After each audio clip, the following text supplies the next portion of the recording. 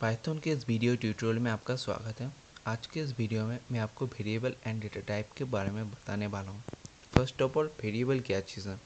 आप लोगों ने गौर किया होगा कि आप लोगों के घर में अलग अलग चीज़ों को स्टोर करने के लिए बर्तन होती है, बर्तन, डिब्बा या कोई भी कंटेनर। वैसा ही पाइथन में आपका जो डेटा है उसको स्टोर करने के लिए अलग अलग मेमोरी लोकेशन का इस्तेमाल किया जाता है। उस मेमोरी लोकेशन को हम बोलते हैं variable.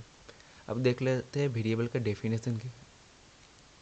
A Python variable is a reserved memory location to store value. In other words, a variable in a Python program gives data to the computer for processing. Python में variable एक memory location है जो क्या करता है, computer को data देता है प्रोसेस करने के लिए। ओके, आई होप आपको समझ में आया होगा। अगर समझ में नहीं आया तो कमेंट सेक्शन में अपना नाम और फ़ोन नंबर दे दीजिएगा, मैं आपको फ़ोन करके समझाने की कोशिश करूँगा। अब हम देख लेते हैं डेटा टाइप क्या है। आप लोगों ने गौर किया होगा कि आप लोगों के घर में अलग अलग चीज़ों को स्टोर करने के लिए अलग अलग तरह के बर्तनों का इस्तेमाल किया जाता है। जैसे कि पानी को स्टोर करने के लिए अलग बर्तन, खाना को स्टोर करने के लिए अलग बर्तन। वैसा ही पाइथन में अलग अलग टाइप के डेटा को स्टोर करने के लिए अलग अलग टाइप के मेमोरी लोकेशन का इस्तेमाल किया जाता है। ओके, फर्स्ट ऑफ ऑल हम देख लेते हैं डेटा टाइप का डेफिनेशन क्या है। Data type response the type of data store into a variable और मेमोरी लोकेशन।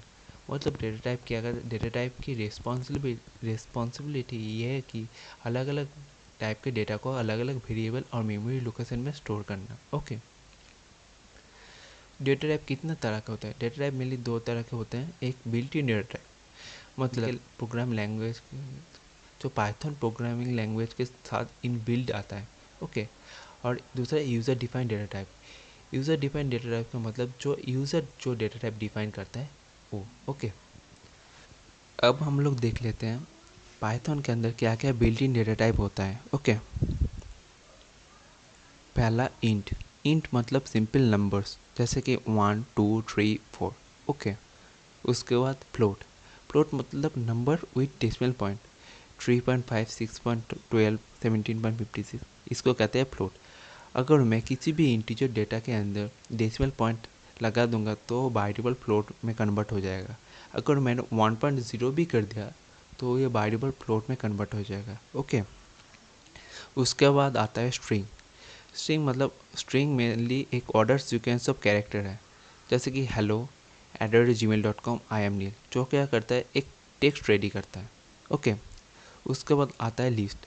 लिस्ट क्या है? List order sequence of object है, मतलब एक वेरिएबल के अंदर आप मल्टीपल डेटा को स्टोर कर सकते हैं। ओके, उसके बाद आता है tuple. Tuple is order immutable sequence of object, मतलब आप एक वेरिएबल के अंदर मल्टीपल डेटा को स्टोर कर सकते हैं लेकिन उसको बाद में मॉडिफाई नहीं कर सकते।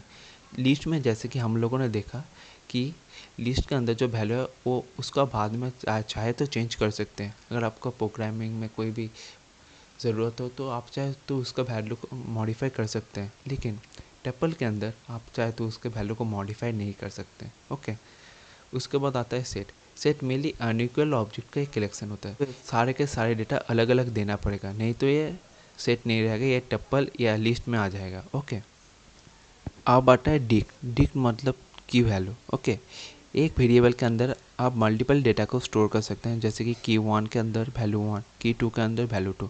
इस अभी आपको ये सब इतना डिटेल्स में जानने की कोई ज़रूरत नहीं है, अब जस्ट नोट बना लीजिए, मैं आपको बाद में सारे के सारे चीज़ें बहुत डिटेल में पढ़ाने वाला हूँ। ओके, आखिर में आता है Boolean. Boolean means logical value.